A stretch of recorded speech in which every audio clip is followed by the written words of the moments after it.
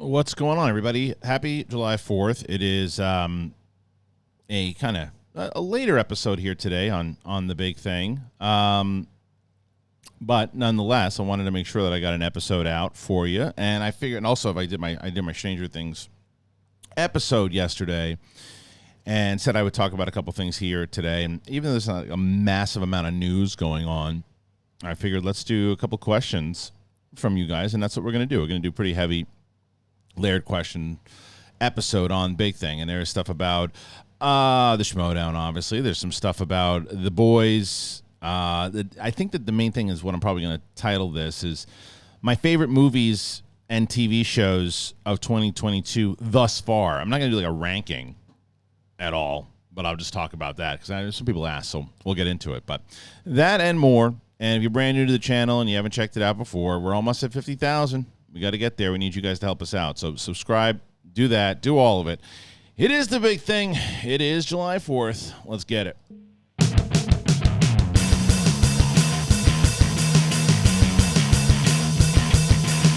What's going on, everybody? Welcome back. July 4th. Barbecuing. Do your thing. Oh, I hope everybody's having a good day. And if you're not checking out this show right now and you're watching it on the replay, I don't know, how do you guys normally do this too? How many people do the podcast version? I hope that you do. I really hope that you do. As we'll get into in a little bit here, it's more important now than ever. If you want to help support this channel and the people that are on this channel, Apple Podcasts, Spotify, help us get those wonderful sponsors that we have. And by the way, speaking of the sponsors, if there's stuff that we have talked about that interests you, use that link and get yourself something through our codes, and that also helps out the show. So anyway, let's get into it. We have a lot of stuff to talk about here today, and we're going to start right away with the first question, and this is Peter Fuller, who says, your quick thoughts of season 3 of The Boys so far. The show's really consistent, and I'm digging it. I love it a lot. I don't know. I always talk about that when people binge something, that it's such a different experience from when you're watching it week to week, because I think there are a lot of people that I've heard that said that 2 wasn't their favorite.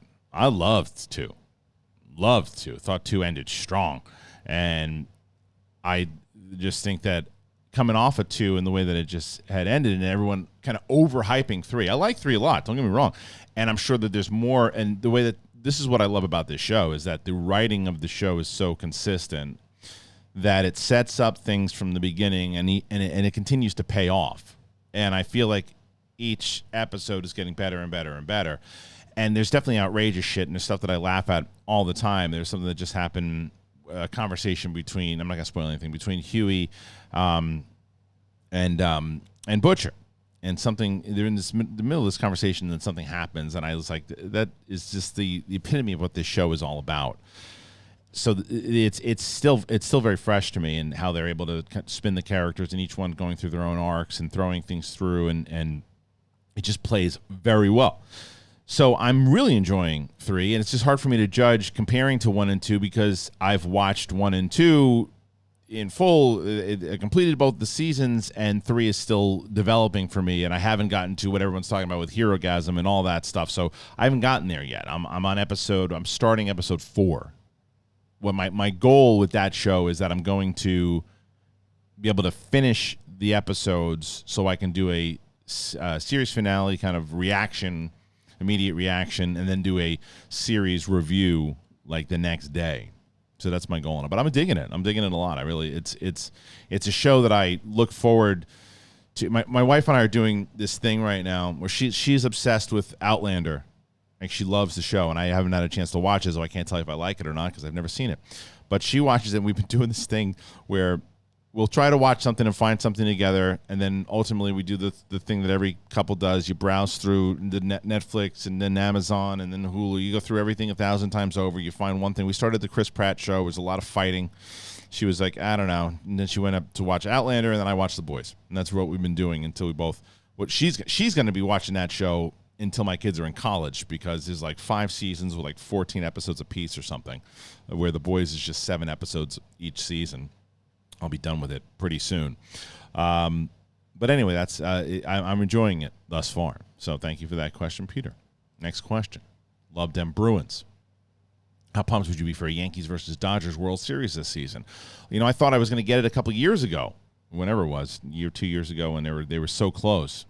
And I don't know if that was the Astros cheating season. I can't remember when it was, but either way, I thought we were that close in getting it. I would love it because I would be able to actually try to go to a game, and check it out. My daughter is adorable, my oldest, because she's a Yankee fan, and she goes to a Dodger heavy school. So people give her crap sometimes for liking the Yankees. And she's like, I wanted to try to like the Dodgers, but just can't do it. I like the Yankees. I'm like, yes, you should. That's the thing. You enjoy what you enjoy, and you were raised on it, and that's the same thing. I was raised in Queens. Every one of my friends was a Mets fan. Every single one. My dad raised me on the Yankees because he was a New York baseball Giants fan growing up. And Willie Mays was his favorite player. And then the Giants left, and he was pissed off about it. He didn't support any teams. He didn't like the Mets. He didn't like the Yankees. And then Reggie Jackson came into town, and during the 70s, he started really supporting the Yankees and watching the Yankees. And then I grew up watching Don Mattingly and Winfield and all those cats. So I've been a Yankee fan ever since. And my daughter is now fallen into that as well. So I would love to see the Dodgers versus Yankees. I think it'll be great. And I think it'd be a pretty electric. Ratings need to come back for the World Series. That's the problem. That's the thing I always think about it when it comes to Major League Baseball, where they're just, they're always rooting for the two big cities to play each other because that's ratings, and that's going to be more exciting. Unless there's like some kind of massive story behind it, but we haven't had that in a while. And I even think a lot of times people do like to see the underdogs kind of make it up there. Doesn't mean everybody's going to watch it, but the casuals, the sports fan is going to say, oh, but it's nice to not see the bigwigs play. I think we're at a place now where we do want to see the bigwigs play, but maybe I'm wrong. I don't know. I'd like to see it, though. I'll tell you that. All right. Next question. This is from Live to Be a Villain, or Live to Be a Villain. Live to Be a Villain. Live to Be a Villain. Picking the movie producer side of your brain, what or who do you see as the next screenwriting guru in the industry? For example, the next Sid Field, Robert McKee, Blake Snyder. I don't know, man. It's hard for me to say. I'm not as tuned into it as I used to be. If you would ask me that question in like 2005, I could have rattled off like 70,000 screenwriters because that was my job, to know who were the people out there writing. And it's funny because when I watch movies with my kids, or in general, I always try to pay attention now more so. I always bring up my friend John Pinto. If I ask John Pinto who directed what, he won't know. You guys, myself, the people I work with, will be able to pick out directors. Who directed that? Oh, so-and-so directed that. Writers and composers still get the short end of the stick in our industry. And I used to be able to tell you who wrote things all the time. I can't do that anymore. So I wouldn't have an accurate answer for you on that one of who would be the best writer, or who is the next Sid Field or whatever, too, because I just don't know. I'm sure they're very talented screenwriters out there just kicking ass left and right all over the place. But I don't know. I don't have a great enough answer for you to give it to be accurate enough. I'm not as tuned in as everybody else, maybe people want me to be. Nick Piccolo. Have you ever thought of filming your reactions of shows and movies you're watching while you're watching it, like how The Real Rejects or Blind Wave do? And I'm sure copyright and fair use would be something to watch for, but I think it'd be fun to see. I love the channel. Thank you, Nick. So the answer to that is yes, I have thought about that. I do it, obviously, for my trailer reactions, and I've now finally stopped using StreamYard. Like, people don't realize, and I guess I'll get into this a little bit more. So this channel, 98% of it is just me. I was talking to Roka yesterday. We were on the phone for a while, and I was telling him that, and he's like, "Well, yeah, but you have people do your thumbnails." I do all my thumbnails. I do all my uploading. I do all my engineering. I do everything on my channel, like everything. This channel. I do everything. Thad came in, Terry Lynn came in. They helped me kind of redesign the studio a little bit because I'm not, when it comes to like the lighting and stuff, I'm not great. But I'm trying to teach myself more on like OBS and on those other things. And I've been watching videos to kind of train myself a little bit more. And I was getting tired of the StreamYard thing. Of what I would used to do is I would take the trailer and I would share the screen inside of the StreamYard, and then I would and then I would upload them for the longest time. If you watch some of my old reactions, I'm looking over here and the screen's over there, and then finally I moved this thing over, my monitor over, so on the StreamYard it looks like I was looking at it, but it was still in that place. If I moved the wrong way, I couldn't put the damn thing. I'd have to like maneuver around the screen, and I couldn't put it in the right spot. And I was like, I just got to figure out how to do this in OBS. So I did. I watched some videos. I took some time out, and I did it myself. And I was like, okay, now I know how I can do that inside of OBS. Now, the next step is exactly what you're talking about, and that's doing those longer reactions. Because there's some kind of rule inside of YouTube and how it works, right? Where you can watch the episode, but you can only put so much footage into it. And I don't do a lot of editing for my stuff, right? I do a lot of live to tape stuff. It's just Mark, Ellis, and I trained ourselves on how to do live all the time when we were doing schmoes and we were doing our reviews, and we never really did a lot of editing. There was some editing in the earlier reviews, but for the most part, it was like live to tape, do it, be able to knock it out, hit it in one take, and that's always been my style and I do that here, and that's why I've been doing more so with the cutting around and putting the pictures in and doing that. But I think that when it comes to what you're talking about is you have to do editing. So I think that comes with things that we'll probably talk about soon, but it's kind of like, what is the next phase of what I'm doing? What is the next step of what I'm doing? And what else can I add in order to that? What else do you want to see? That's what it ultimately comes down to. And I am very interested in doing that. It's just a matter of how to do that. I think that for that particular thing, I'd have to reach out past me. I'd have to find someone that can help me edit those. I'd probably reach out to Nerd Chronic, to be honest with you, and ask him to work with me, because I would love to work with Nerd Chronic again. I love that kid. I love him dearly, and I would love to work with him again. So that would be something that I would be interested in, and other things along those natures. So I don't know yet. I don't know yet. It is something that I'm absolutely. The answer to your question is, have I considered it? Have I thought about it? Yes, I have. Will I do it this year? Probably not. Next year, maybe. But it's something I'm very interested in doing. I just have to semantics at the moment, you know. All right, next one. Let's see. Great questions thus far. Thank you so much. The director Alan Smithy, brilliant, a really, really supportive fan, and I couldn't thank him enough for everything that you've done. The director Alan Smith, what are your top 3 favorite Schmoedown matches of all time? Also, who would you want to see face off in one final singles match or IG match? All right, so the second part of that question I'm not going to answer yet, because all I'll say about the final matches of Spectacular is that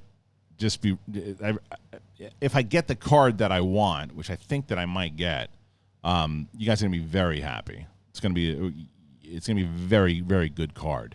And so I don't want to give away anything by telling you who I'd want to see, because I put the card together of not only the people that I believe that you guys would want to see, and the matches that you'd want to see, and matches that I'd want to see, and the matches that, if I'm not calling the match while I'm there, that as a fan I can stand back and go, oh, I've always wanted to see that match, or man, that match is happening again, or oh, that's exactly what we thought could happen if these particular competitors met up. So that's how I would answer that question, because I don't want to give anything away just yet.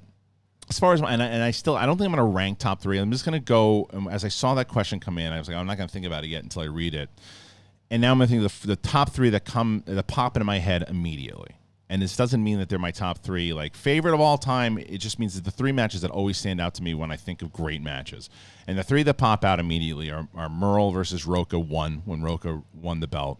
Kalinowski versus Rachel Cushing at the first Throwdown, when Rachel won the IG belt. And then, again, Shire Wolves versus Who's the Boss at Spectacular 3. Those are the matches that really stand out to me. There's so many great ones. And there's Chandru and Mike Kalinowski, which I think is another match that stands out as one of the greatest matches to really show what the Spectacular is. Mike's been involved in so many great ones, because even his last match with Smet, Rachel and Clark have been involved in so many great ones. I mean, there's just so many. Marisol McKee and Sam Levine was one of the best matches. It's so many. There's just so many. So I can't come up. And the Patriots win in their first title against top 10. It wasn't the greatest match per se, but it's still probably the match that I've watched the most, especially the ending. I think the ending is still one of the greatest endings ever. So there's so many. All right, let's go to the. Thank you for that question. Next one. James Smith, the Duffer Brothers tackling the Old Republic. Look, I'd love to see it, but it's one of those things. Like I don't stand by this particular thing that I think everybody needs to be a fan of the product or the property that they're making when they come into it. But it certainly helps if someone is not just has to be a mega fan. Or you're not a mega fan, you can't do this. It's like, do you get it? Do you understand it? Do you want to do the research? Did you go back? Okay, so the Old Republic, we're not too familiar with it. Well, would you get familiar with it and let us know what you think? Sure. Let us take a look. Wow, we played the game over the course of like this last month. Here's the second meeting that we had, and I really think we could do something special with it. There's a lot of different things I'd like to explore a little bit more with it. And absolutely. But I would want the person. That's why I mentioned a while ago. I had mentioned that James Gunn would be great for the Old Republic, and people are like, no, I don't need a Knights of the Old Republic. Nah, his style wouldn't work, and blah blah blah blah. There's tons of directors that have changed their style for a property, right? Tim Burton has done it. Shoot, man, the Russos were if I would have told you that at the time in like 2000 and 14 or 12, that hey, these guys, it was I can't remember if it was Community or what was the other one, Parks and Rec, whatever ones that they directed, I can't remember. I always get the two confused. But either way, if I told you that those guys were going to direct the last two Avengers movies ever, you would have. If I said I want the Russo brothers to direct the two, you're like, what? What are you talking about? The comedy sitcom directors. What are you talking about? I'm telling you that James Gunn is a massive, massive Knights of the Old Republic fan, and he's not going to make the Suicide Squad and Peacemaker called for that type of humor in the way that it was portrayed and the way that they made it work. I would be disappointed if that was the style, because I've made it like Peacemaker and the Suicide Squad. Some of my favorite stuff James Gunn has ever done. Not a big Guardians 2 fan. You guys know that. Think the jokes are funny inside of it. Just not a big Guardians 2 fan. If he took that style of what he did with Guardians 2 and did that with Knights of the Republic, I would be upset as well. I just think he's such a massive fan that he would lend some stuff to it. But the Duffer Brothers, if you put them and they did something, they were really big fans and they understood the property, I just think they're going to be tied up with Stranger Things for at least next like 2 years, right? Because season 5 is coming out in 2024, I think is what they said, which is not too bad. You got to basically wait. I just hope it's early 2024, so it's like a year and a half. Because how old are these kids going to be before you finally wrap it up? And when's it going to take place?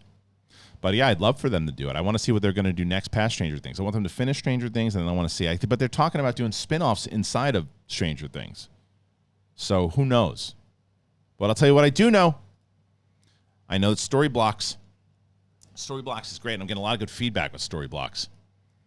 A lot of creators, a lot of people asking how to make videos and do all the stuff that you're working on and get better video quality. And for us, we know that video is the most effective way to capture an audience's attention. And modern storytellers are always challenged with creating more video content at a higher quality, involving more voices in the process, and distributing on more platforms than ever before. Because what you face as a creator is meeting output demands, time, budget, knowledge, creative inspiration, passion, burnout, mental health. Well, Storyblocks makes it possible for creators to keep up with the growing demands for modern video content so you can bring all your stories to life and stop sacrificing your vision due to time, budget, or resources. And Storyblocks exists to help you bring all your stories to life without sacrificing your vision due to those time, budget, or resources. And if you get the unlimited all-access plan, it gives you unlimited downloads or over the 1 million assets in their library. You can try out multiple options quickly and find the perfect fit. You can create more and spend less without sacrificing quality. You got to go to storyblocks.com/bigthing, storyblocks.com/bigthing, and check out their unlimited all-access plan. So as I mentioned earlier in the show, if you want to support this show and you want to help this show, and obviously you can join the Patreon, which we have the link in the description below to join this Patreon here. But if you want to help out the show and you can't join monthly and you want to just help out get yourself a Storyblocks account. Get yourself check out these sponsors that we have. You help yourself out in the process, and you help us out by getting one of these sponsors. And you check it out. And when you do it, and what I've noticed recently, and I promised you I would do this, and I have been doing it. So every time you guys try one of these products that we have, and you review it, and you put it in the comment section, I screenshot it, because you guys know I try to respond as much as I can. And it's just been backed up, but I've been trying. I try to do it like when I put a video out and I start responding back to people. But I've been noticing a lot of people telling me that, oh, I've tried this, I've tried that, I love this, I love that. And I send it to our podcast rep like immediately. And they send it back to the product. And then the product goes, okay, well, people are buying it through this show, and they're liking it through this show. So we're going to sign up, we're going to be around. And then we do more stuff. But it's got to be stuff that you like. And it's got to be stuff that you want to check out. And that's why I'm only doing stuff here that I think that you guys will enjoy. So check out Storyblocks and let me know what you think. All right. Moving on. Nozet Milan. Now, I've worked with Nozet, by the way, for a little while. He was doing my thumbnails. Before I figured out how to start doing this on my own, he was doing my thumbnails for me. So that was I was having somebody, and he was doing a great job. It's just the problem is he's in Spain, and I'd have to request certain things and do things, and he would get them back really fast for he's great. And if you need somebody to do thumbnails, by the way, you should check him out. There's his Twitter handle. Hit him up, because he's really good. He's done some great stuff for me. But I just needed to kind of get efficient on my own. So I didn't need to use his stuff as much. But if you're looking for somebody to do thumbnails for you, and you're trying to learn, hit him up at NowSeed. He's great. His question is, James Cameron has said that he may not direct Avatar 4 and 5 because he's working on other projects. If you could choose which project you'd like him to do next. So this is a tricky one, right? Because, all right, so you said he's not going to do 4 and 5. So that means he's going to do 2 and 3. I still think it's funny, because I always say, and I stand by this, you don't doubt James Cameron, because James Cameron has proven that every single time you doubt him, he comes back and he kicks your ass with a billion, 1.7, 1.8, whatever the hell it is, and he tops his next movie every single time. So for everybody saying, oh, well, Avatar, nobody wants to see Avatar. Everyone's going to see Avatar 2. Question is anybody going to give a shit to want to see 3, 4, and 5? That's a lot. That's a big risk. Even for James Cameron, it's a big risk. So do I think it's going to play? And I think it's even more of a risk if he's not directing 4 and 5. And who he hands that over to, whether it's Robert Rodriguez or anybody else, I don't know. I think he should stick. My opinion with Avatar is Cameron should stick with it or give it up quick. Just end with 3. Find a way to end it after 3. If you're not going to do 4 and 5, end it, because it should be his thing. Because when he's not directing things, he's just producing them. They don't come out as well when it's his property, like Terminator.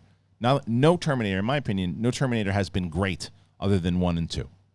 And that's probably my other answer. I'd like to see him do another Terminator film where he'd actually write it, do it, scale it down. I know it's harder for him to kind of scale things down nowadays, but I'd like to see what he would do. I think that that's because that franchise has been so beaten down into the ground that people are kind of tired of it. And I think that's the only way you bring energy back to it. If you're like, well, James Cameron's actually writing and directing it, then people might go, okay, maybe we'll give it one more shot. But other than that, I think that franchise is pretty much dead. But I don't know. I mean, whatever he decides he wants to do, if he's going to direct some more stuff, he just took such a massive amount of time in between, like Terminator 2 to Titanic, and then in between like Titanic to Avatar, and then between like Avatar to Avatar 2. So he takes big breaks. So who knows what the hell he's going to do? I don't know. I don't like it. Okay. Gert. What's up, Gert? Do you see any collaboration with John Campea in the near future? So I've been on John's show. I went on John's show not too long ago. I was on right before Doctor Strange came out. And John's about an hour drive from me. I will have more time to drive to him in the future, should he want me to come out there. So, yes, I'd be open for it for sure. We've talked about other things. So, yeah, absolutely, 100%. We've talked about doing some more stuff. So, yeah, absolutely. Let's see what the future holds. Again, I don't know what the hell's going to be happening over the next, couple of months. So, we'll see. We'll see. Okay, next question. Bruce Crawford, the great Bruce Crawford. What's my current MCU film ranking? That's a tough one, man. I can't answer that right now because I think I've talked about that, Bruce, or I don't know, I've thought about it, that I'm going to, I think I'll do a full video of the ranking, but I think that's an hour-long Big Thing episode. I don't think that's a 4-minute answer to a question, Plus, I'd have to map that whole thing out. What's number one? How do I shift things out? That's gonna be a process. I think that I think maybe after Black Panther 2, I'll do that and maybe do a full episode, maybe towards the end of the year or maybe even starting in January, because I don't know what the next release is after. I think it's Ant-Man in February or something. That's so that's hard for me to answer right now, but I do want to do that. I just think it'll take longer, and then especially if I've contemplated two ways to do it. The first is just doing something like this, where I'm just ranking the episodes. And then the other thing is having Winston and Coy on to do it. And that's a 4-hour video probably. So we'll see. All right. Well, thank you very much for that question, my friend. Okay. Where is it? Did I? Oh, shoot. I did. You know what? I don't know what I was doing here. Sorry. Silly. Cameron Boyd, how would you rate Anthony Starr's performance as Homelander? Is it up there with any villain, period? Yeah, he's great, because you know what I love about Homelander is that he's not just a one-note villain. He's going through a lot. And again, I don't want to spoil too much for people who haven't seen the series, but he's going through a lot. He's emotionally, from where he came from his background in general, the things that he discovers along the way, the stuff that he goes through, this idea of who he wants to be, the comparisons to kind of people in our culture today of who he kind of represents and what he represents. Yeah, absolutely, man. Absolutely. And Anthony Starr's doing a great job. And I wonder if both Anthony Starr and Sadie Sink from Stranger Things will be nominated.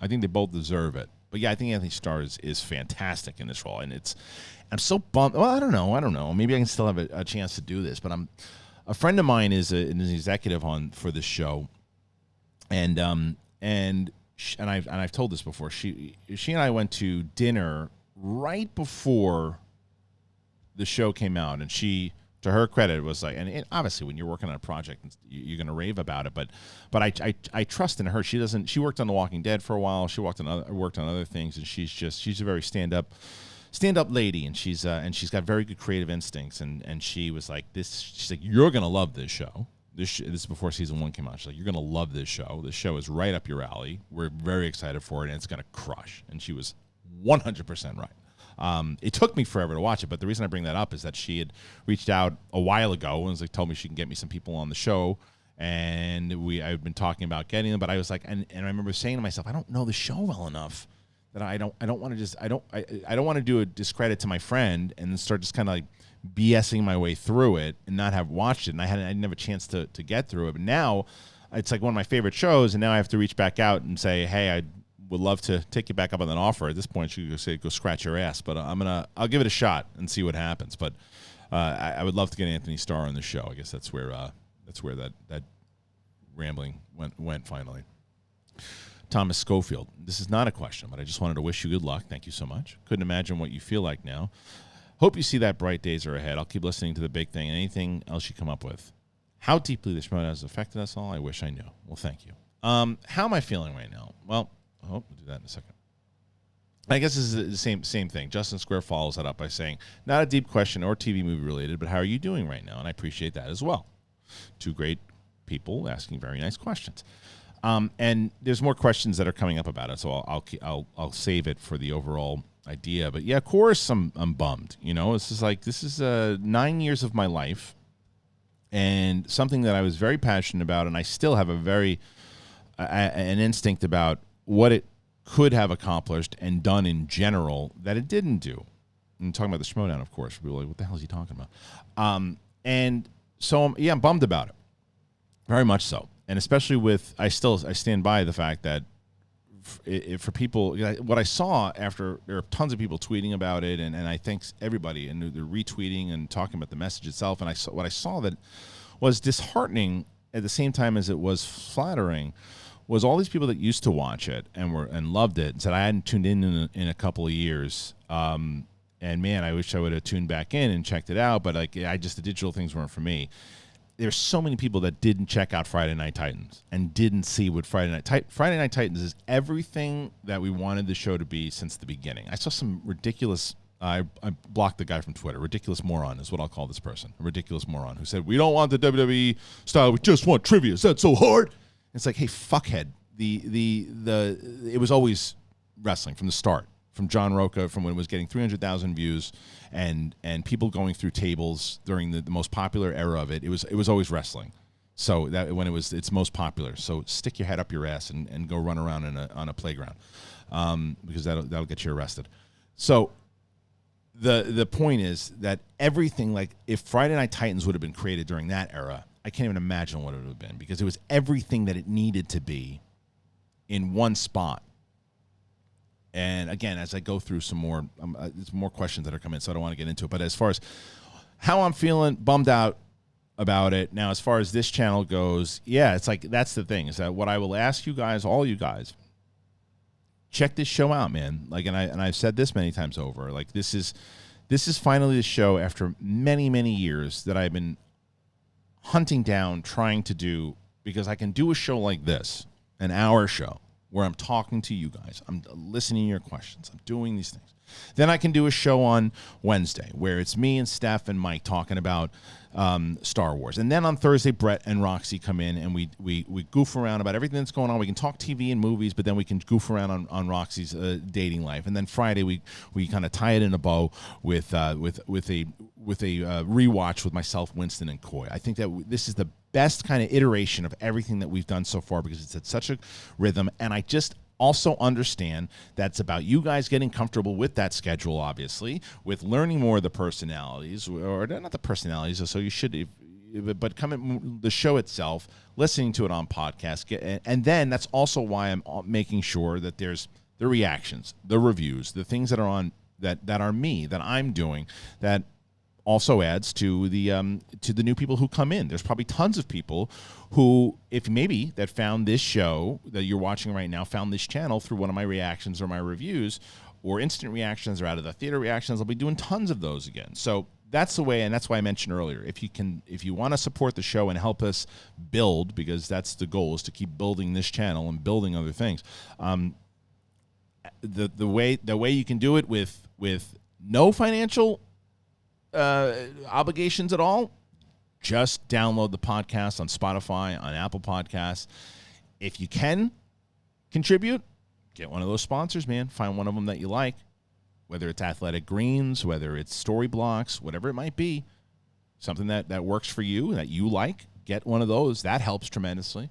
And the other thing is join the Patreon. We're going to be doing a bigger push on Patreon and figuring, some more things that you want to see. I'm going to do a bigger, once we wind down Schmoedown and everything too, I want to have like a more of a town hall type conversation with you guys that really want to listen to you. That's the thing that Mark Ellis and I always thrived on. That's why I answer all the comments, and or at least try to, and try to be so interactive as community and listening to people, what they are saying and what they want to see. And that's why, I've been enjoying this channel so much, because I listen, like the rewatches came from you guys wanting to do that, the more news pieces, the clip outs, and we'll be doing more of that. So there's a lot of stuff that I'm going to get through. And honestly, even in this video, if you're listening right now, tell me right now things that you hope to see by the end of this year and then going into 2023 on this channel. Things that you want to see more of, that you like to see, stuff that the reason why you're subscribed to this channel, stuff that you'd want to see on the Patreon. If you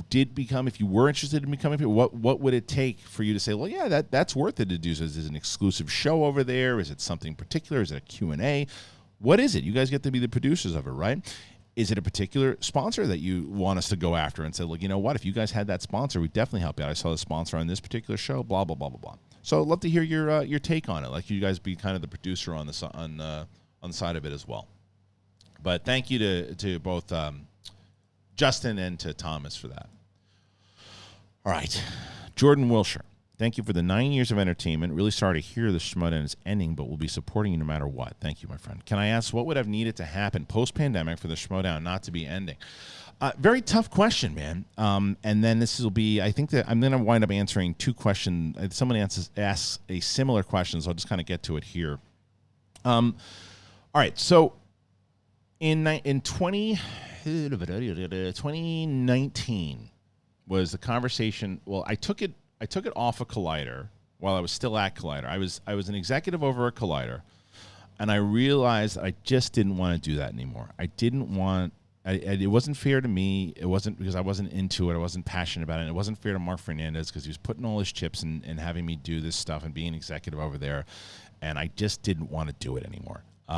So I had a dinner with him, and I said, look, I would love to continue on hosting stuff for you and doing that kind of stuff, but like I just want to focus and try to build out Schmoedown. It's got momentum right now, and I want to try to do it and move it to, you know, its own channel and do my own thing, to which he was very supportive over. And then eventually I was like, okay, I'm going to have to, and I was then starting SEN Live and doing all that. And at the time I was going out on my own.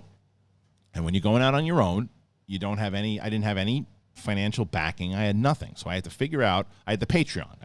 So, and at the time the Patreon was thriving, like really thriving. So I was like, okay, if I look at and I had, speaking of Campea, I had a lunch with Campea, and I told him, like, look, I'm planning on going out on my own, and I know that you've been doing the thing with the super chat and the idea, like, if I did that and I created a show like that, SEN Live, and he gave me some advice of things that I could do, and I did those, and I implemented those, and when I started the show on SEN Live, we were doing good views, and people came over from the Collider Live era, and I had to also. I was supporting Schmoedown on my own.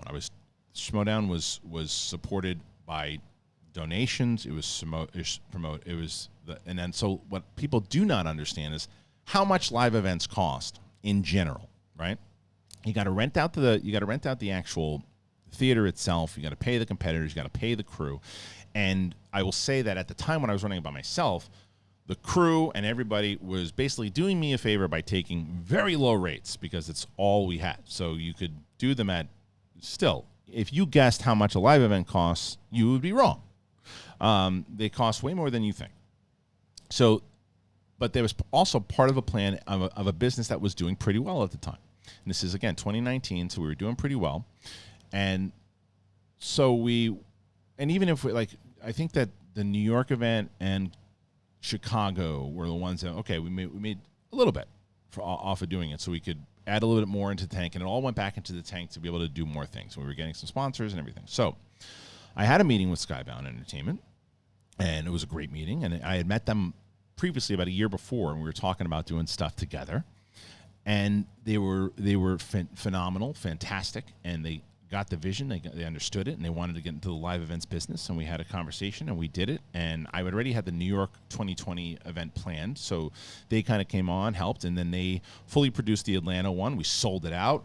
Things were moving. ESPN was going to do a full 3-page article on us, and they had sent Tyler Finn on Fire, who is he was a big esports reporter, still is, but was with ESPN at the time, and he's like, okay, I'm going to write this whole thing up. Comes out, does interviews. So I'm taking myself and the people I work with to the free-for-all. We're sold out free-for-all in downtown Los Angeles. And then the world changed. And a pandemic hit. And we were moving. We were on a trajectory to really start grooving. like really start grooving. And the SEN Live at the time was doing very well with donations and all that. And at the time, even before Skybound came on, to which I'm very aware, as you guys know, that the Schmoebot came on, and David Michael Frank was part of. He's a very successful TikToker, and he was instrumental with helping me get everything going for SEN Live before Skybound came on board. And he had told me about the donation thing, the robot thing, and we tried it out. And it was cooking, and it was moving for us. I understand what it did to the vibe and flow of the show. Obviously, it's why I started this show, because it took a lot out of the rhythm of it. But it paid for a lot. It paid for the competitors. It paid for independent contractors. It paid for all this stuff. It paid for a lot. And it added into the Patreon and added into all this stuff. And it helped make more live events and to signify or to justify whether or not why we were doing live events, because all this stuff was kind of coming in and it was starting to make sense. Pandemic hits, and it took a hit. And when the pandemic hit, we said, okay, because at that time we were still, and again, credit to Mark Fernandez, we had not gotten, when I joined with Skybound, we were going to get a studio like we finally do now, but it just took a while because of the pandemic. But we were going to do a studio. We were looking at studios, all this stuff beforehand. And Mark Fernandez was kind enough when he was still had Collider and running Collider. He said, okay, so you guys can still shoot here, and it was like we would shoot once or twice a month there, and we had so much in the can. And that was another thing. Right as the pandemic hit, we had a shoot planned like the day before they shut everything down, like the day before, and that was going to cover us for another like 2 months, 3 months. And Mark called me. He's like, "Dude, I there's too many safety concerns. I gotta shut you down." And that was another thing between that and free for all and everything. So all of our studio matches were pretty much toast. All of our live events were pulled. We had live events planned for Tampa. We had live events planned for Boston, for Houston. We had all these live events that were ready, and we were already in the process of setting up the events, setting up everything. JP, who I haven't had a chance to, JP Picarillo was the lifeblood and the backbone of live events, and the whole reason live events existed in the first place. He was my former manager, and he just had such a clear vision of what Schmoedown could do for live events, and just had the magic and had all the contacts, and was just able to call all the theaters, and he had everything, and he was moving. He was like a computer when it comes to the live events, and he was cooking. And then again, pandemic hits, we had to halt all that. So all the ticket sales and everything, then we had to refund all the tickets for free for all. So that was a hit. So we're like, okay, and this is at a time when everybody thought that, oh, this thing's going to last for like 2 months and it's going to be over. So we had enough in the can at Collider that I'm going, all right, so 2 months. And then it starts getting a little longer. And I'm like, we need to figure something out. So the first, and this is the middle of like the faction wars when we changed everything over to factions. And people were like, oh, it's the faction wars and changing it more into a sport that ruined it. Go back and watch the draft from the Comedy Store in the beginning of 2020 and look how hyped people were. And look at how it started inside of the studio stuff. And you got to stop with the nonsense, because it once it's switched to people playing in their underwear in front of a potato camera, it just takes, it doesn't, it's hard to take it serious. It's not hard for the competitors and the hardcore fans to take it seriously, but for new viewers, it's very hard to take it seriously. But backtracking, as we are now getting to a place where we have all this stuff and we have sponsors that that was another thing. We had this massive meeting with this huge sponsor for free for all that was on board, signed on, and then obviously canceled it because we didn't have a free for all. So that was something. So, and I also remember this is the other thing to also know of. When I signed on to Skybound, I became a an executive over at Skybound, and I took a job, and now my job was Schmoedown and other things, and helping out and getting a salary and doing all that, and then Schmoedown became a Skybound property. So that also means that any salaries, any producers or anybody that comes on, that's Schmoedown's responsible for it. So that all goes into it when it comes to, okay, this is what people have said this, and this is what is so unfair to Skybound. When they go, well, Skybound, they have Invincible, they have Walking Dead. Why can't they just throw money at it and save it? Walking Dead has its own budget. Invincible has its own budget. Schmoedown has a budget, and in order to sustain that budget, you have to sustain what's happening now in the digital era. The positive on the digital era, a lot cheaper to make, right? We did more matches, cheaper to make. We got sponsors. We had sponsors that were coming in. We had more people. We had that type of stuff, and it was fine. It was able to sustain us to go, okay, well, let's see what we can then do. What's our budget then for 2022? Problem is that after, you call it what it is, the views dropped dramatically. The Patreon dropped dramatically. And I said it, once the Patreon started dropping, we were dead. We were dead. Like the Patreon, it just never recovered from the digital era. And once Patreon started dropping, that was without a sponsorship, we were in bad shape. So when the Patreon started dropping, and I understood it because it was what did we have? We had the live events and we had the pay-per-views last year. But that's why we offered the Star Wars division and other things. And it was so different because when the Patreon first started in 2017, when Breanne Chandler, bless her, she was the one who told me, you have to start a Patreon. She was the one. She was absolutely 100% the one who said, you have to start a Patreon. And I pushed back at first. I'm like, maybe we don't need it. Wouldn't have been able to do Schmoedown had it not been for that Patreon, because people who were coming on Patreon in the beginning, it wasn't for the benefits.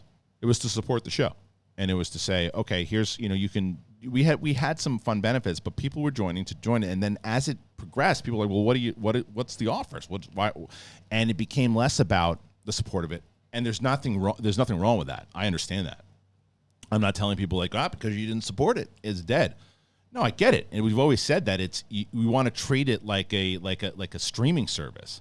So if you're not finding the value out of it, you should absolutely retract your pledge or whatever it is too, right? And no one should feel bad about that. No one should feel bad about it. But it doesn't take away from the fact that once that started going down, we were in trouble. So it just never recovered from digital.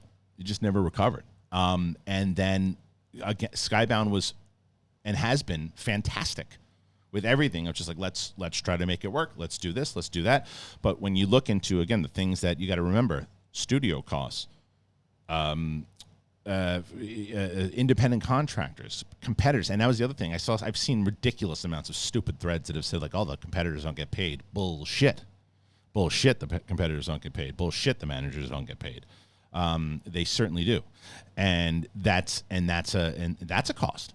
And everything and flying out people. That became a thing. We had to fly people out, like Marisol McKee, the people who were coming in and travel. It adds up, man. And if you don't get the sponsorship and you can't, and we tried, that's why we did the Star Wars division, tried, it was okay, maybe if we put this, because we were going to kill the Star Wars division because we didn't have any time for it. We're okay, but maybe if we put it back, maybe more people will come back to the Patreon.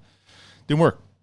So, and it just so it was just hard. And between that and Patreon's certainly not the only reason. Even if we had kept all the patrons from the first wave in 2017 or whatever the hell it was, would have helped, but we still needed sponsorships, and we needed live events, and the other thing we needed was short form content that we just, again, within the current budget, we just couldn't do.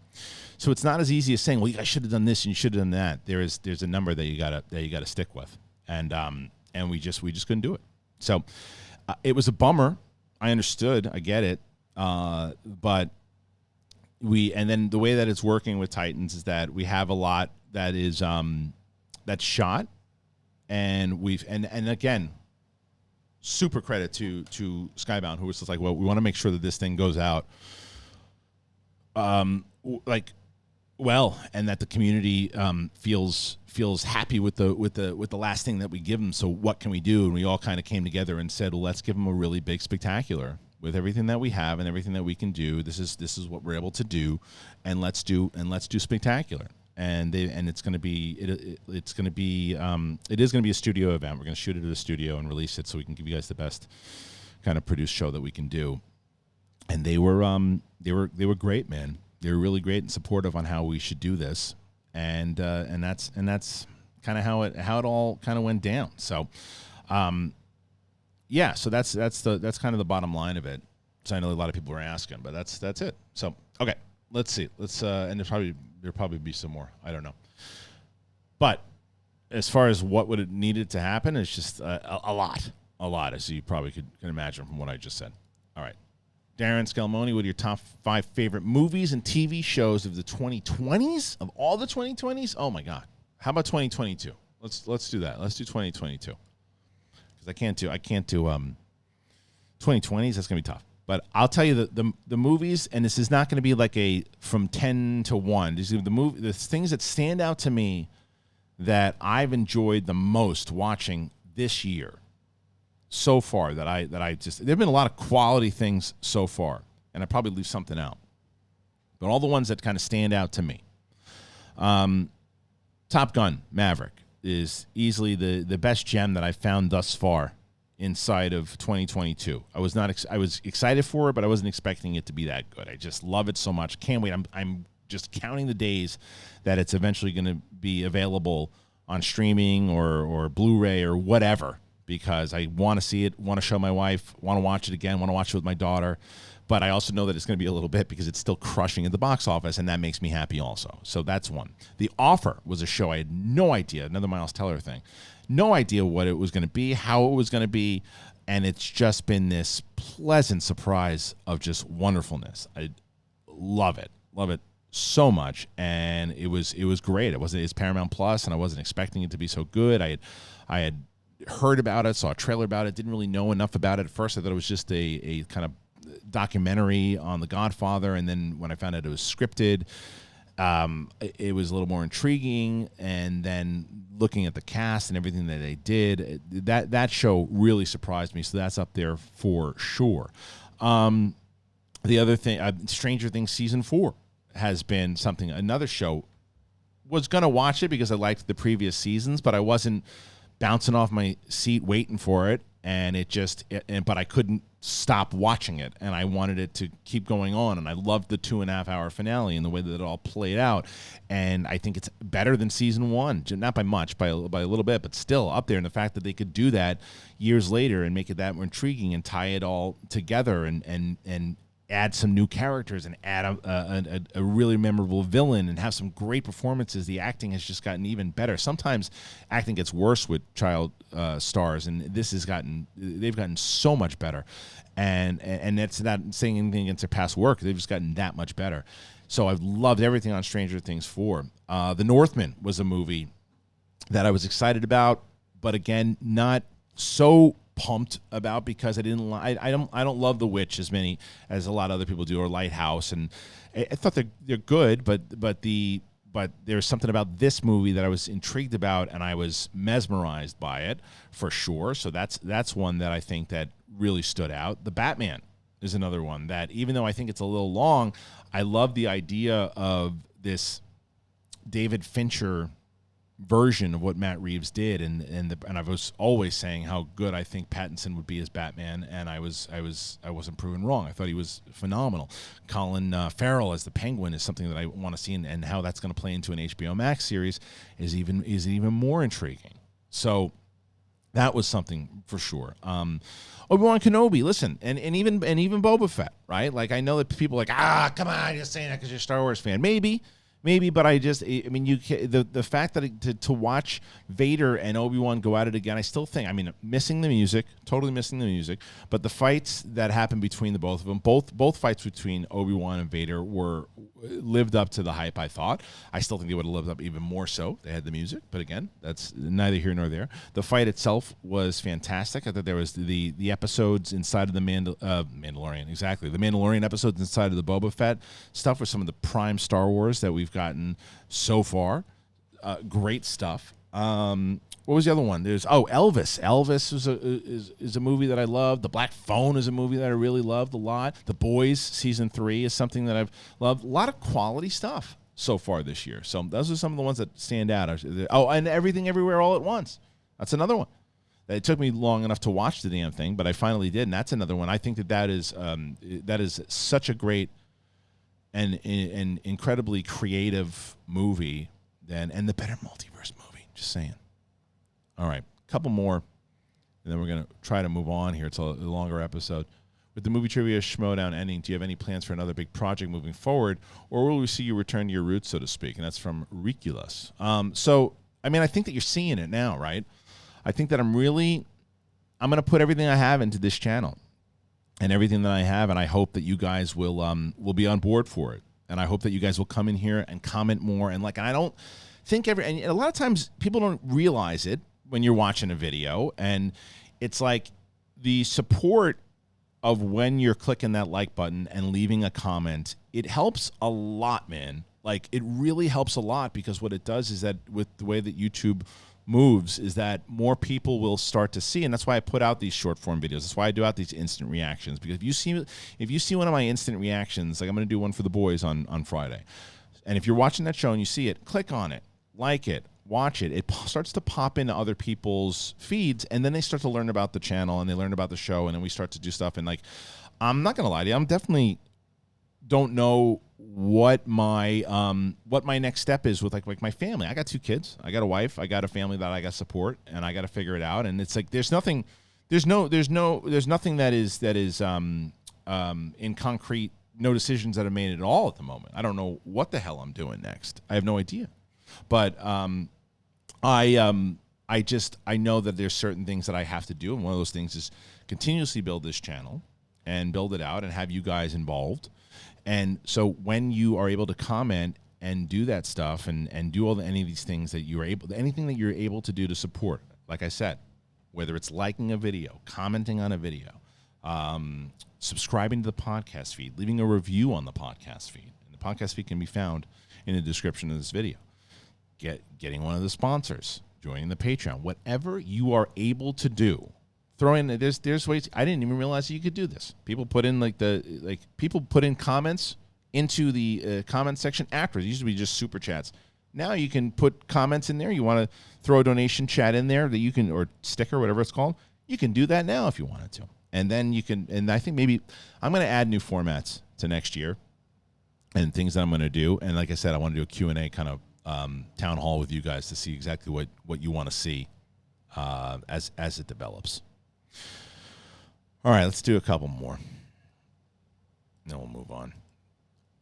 Jeff Buss. Hey, Kristian, I absolutely love The Offer. A great show about the making of a classic. What other movies would you like to see a behind-the-scenes drama about? Thanks for all your awesome content. Well, I think that I'd like to see Paramount Plus stick with it because it's their thing. Because I think it's the most realistic if they do it. I'd like to see other. I mean, Back to the Future would be interesting, even though I think that's Universal.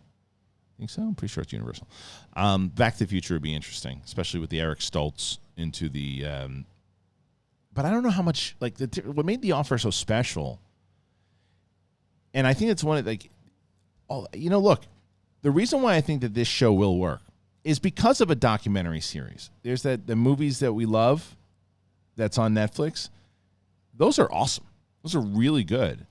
And I watched the story of the Dirty Dancing one, and I think that if you actually I think a lot of times the misconception is that you think that those are going to be VH1 specials or some kind of just low budget special. You don't put a lot of high quality acting. I think The Offer proved against that.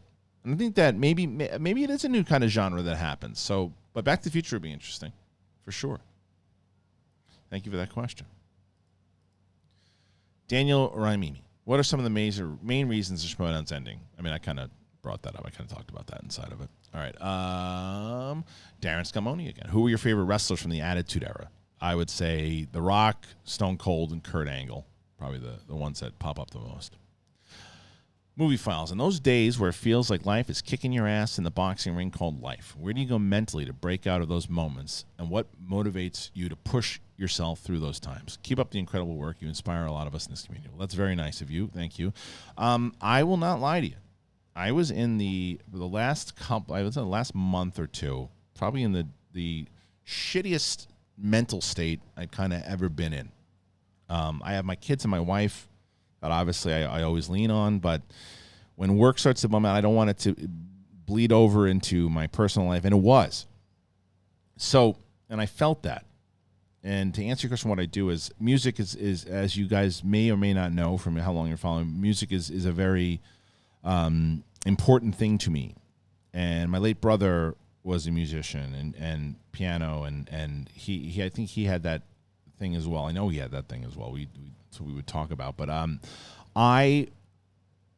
when I'm in a funk, I'll put on, and sometimes I'll put on even music that puts me even deeper into that funk because it allows me to let the stuff out. Like I have playlists that I just have a certain list that I'll listen to, and it'll just kick the shit out of me. But then as I kind of am letting those feelings out, it starts to inspire new thoughts and new things that I have to do. And I've got big ideas of what I want to do now and things that I want to do and ideas. But like, obviously, as you guys know, I mean, like anything, like I'm going to need you guys to care about it. As I was mentioning before with like Patreon and stuff, if you guys don't give a shit about the stuff that I want to do or the ideas that I have, it doesn't work. I can be super passionate about it, but if you don't care, like here's a perfect example, right? I put out a video about, I mean, and even when I was starting this channel, when I was going to just do long form content and just do stuff about whatever kind of came up and all that, like I believe that Brett Sharon, when we were doing Goofball, I believe Brett Sharon and I could do a show 5 days a week, and it would be one of the funniest shows out there. But I also have to be realistic in the fact that like you guys have so much content and things that you're watching and reading and things that you're interested in that when you're scrolling through YouTube and you see, this is the hardest I ever laughed, which is a video that I have up with the Santa Claus thing. I think like 4,000 people have watched it. I believe it needs like 2 million views. It's one of the funniest things I've ever been a part of. I laugh. That's something I go back and watch all the time.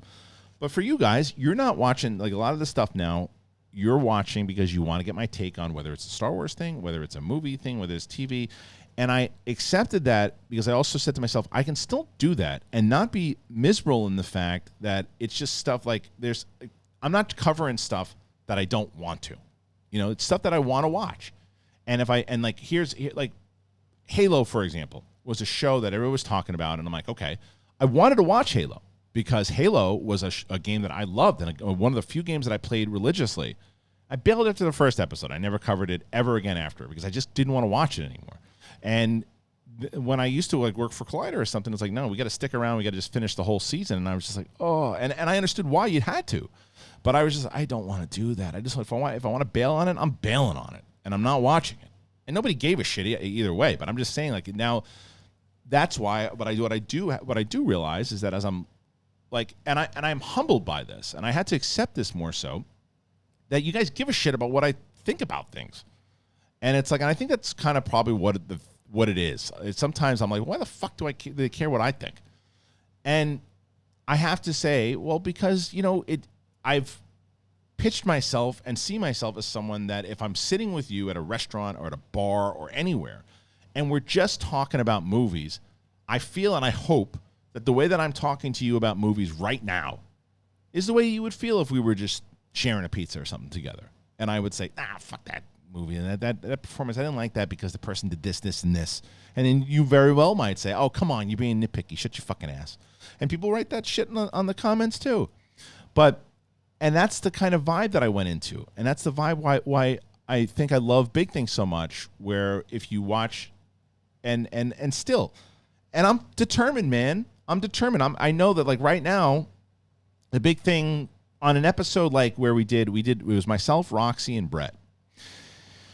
And we did an episode on this past Thursday. I think the title was something along like, what's the best TV show on YouTube on TV right now? Is it The Boys or Stranger Things, right? And that was the hook, and we talked about that for a while. But that was the hook to get people in. And the idea was, okay, hopefully what they do also see is the conversation when Roxy starts talking about her dating life, and then there was this whole interaction about her English friend, and it went off the rails, and it just was captured those moments of things that I always loved the most about the stuff I did like about Collider Live and the stuff that I loved about Schmoes Know. That stuff played into that, and that stuff happened more. And it was more organic inside of it was always organic on Schmoes also, but you know what I'm saying, inside of that moment. So that stuff, and right now I think that episode did like 10,000 views. Okay, my goal is, and right now the channel's almost at 50. And that's the good YouTube ratio at the moment. I want Big Thing to hit 20, 30, 40, 50,000 an episode with you guys commenting all the time and make, because I also understand there's so much stuff for you guys to watch, and that's not even including all the streaming shit that's out there, right? All the YouTube stuff. You have your shows, you have your routines, you have everything. I've got to make it a priority to make it that you guys make Big Thing and the shit I'm working on a must watch. Like, I've got to get my stuff into your top thing, and I just got to work harder to do that. I'm aware of it. I know how it works because I am not one of these people that goes, oh, that person is doing that. How come I can't do that? That person's doing that. It's like anything in my life that has not gone right, yeah, sure, maybe it'd be bad luck or everything too, but it's clearly a decision that I've made. Clearly things are, that I've done that I could have done better. You can't blame people. You can't blame other things. You just got to fucking do, right? Like, you know, you see dickbags going like, who's to blame for the Schmoedown and who's to blame for this? Nobody's to blame for it. Things didn't work out. Pandemic never really worked out as it kind of could have. But you just push forward and you just do the next thing. And my job now is to make sure that and like I said, I am blessed that we were able to do the Big Thing and be able to do this channel, because I have found my love to finally found the rhythm, and it took me a long time to do it. It took me a long time to find the rhythm of what I kind of always wanted to do, because as I've mentioned before, and people were writing it, and I'm so glad that you guys loved Collider Live. Not my favorite show, probably ranks maybe the lowest out of all of them. But when it started, I was very excited about it, and I felt like it had that vibe of like Toad Hop and everything too, but it just turned into something I just didn't love at all.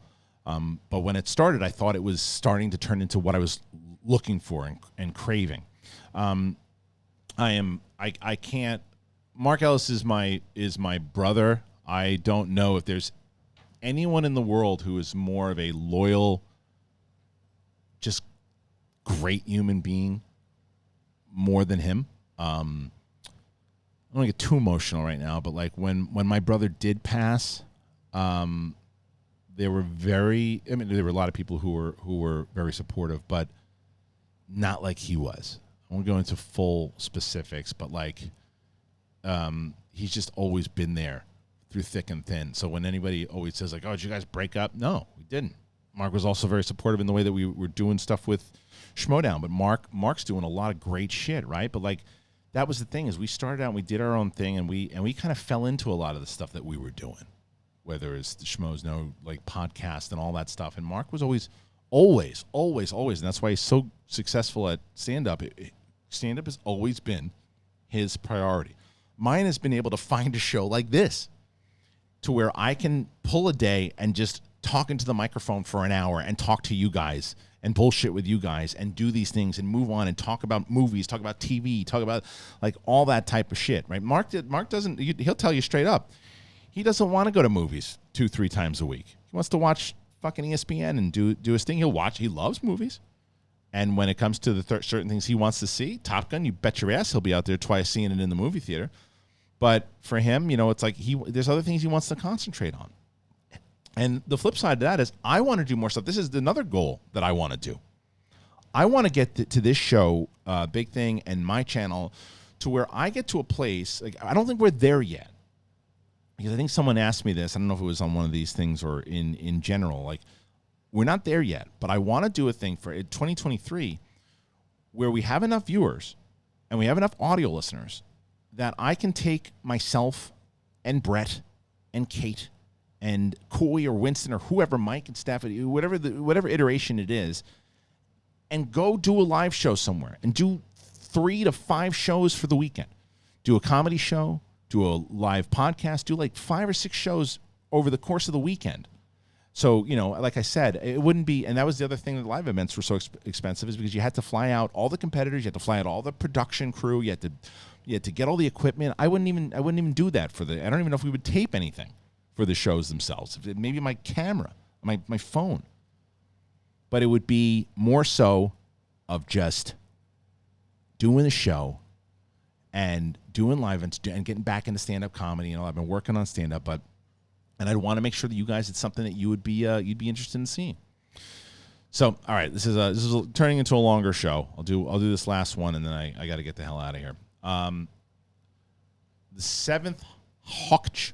My sister told me about this Netflix series called Sweet Tooth. No, I think Kevin Smith talked about this. I was wondering, have you ever heard or watched this series? And I'm hoping one day you and Winston can do an Naruto watch along. No, I've heard about it. I think I saw Kevin Smith talk about it. I don't know enough about it. So I will do one more here. I'm sorry, 7th Hawkeye. I don't know. I can't answer that well enough because I don't have enough information on it. Joshua Torque would like to know how the rest of the MTS season will play out. So there are no new episodes, and then you have Spectacular, or are you going to do some lead up to Spectacular? Thank you for the amazing memories and matches and contributed great content. Thank you. So no, there will be a few more. There will be a few more episodes of Titans. There's going to be another title match coming up. You'll see as it plays into it. There will be another one. Then after we get to the completed matches, completed episodes of Titans, we're going to take some of the because we shot a bunch. And so instead of the episodes of Titans, because there were storylines and stuff that I had that I couldn't finish, and I don't know if we're going to play all the storylines out because even airing some of it, they're not all going to make sense. But to have them, the matches that we did record, put them up there until we get to a place that when we finally it'll be enough content that leads up to October, which will then be the Spectacular. My goal is to be able to announce. I'm trying to lock down the Spectacular card, and then we would air that on pay-per-view and Patreon. So that's why, again, if you're able to, if you are an MTS Patreon, stick with it. It is helping, paying the competitors and all that, and then the goal is to then combine the patrons, the Patreon afterwards, and hopefully, that's why I want to do that Q&A with you guys in Town Hall to see what you want, what you would be interested in seeing in with the stuff that we got going on with everything happening in both this channel and I have other plans. So anyway, long episode, but I'm glad that you joined me here today. And once again, if you're able to, make sure you check out Storyblocks. Subscribe to the channel, do all that. I appreciate you guys so much, and for all the support and everything. Thank you guys so much. It really means more than you can know. So thank you, and we'll see you next time.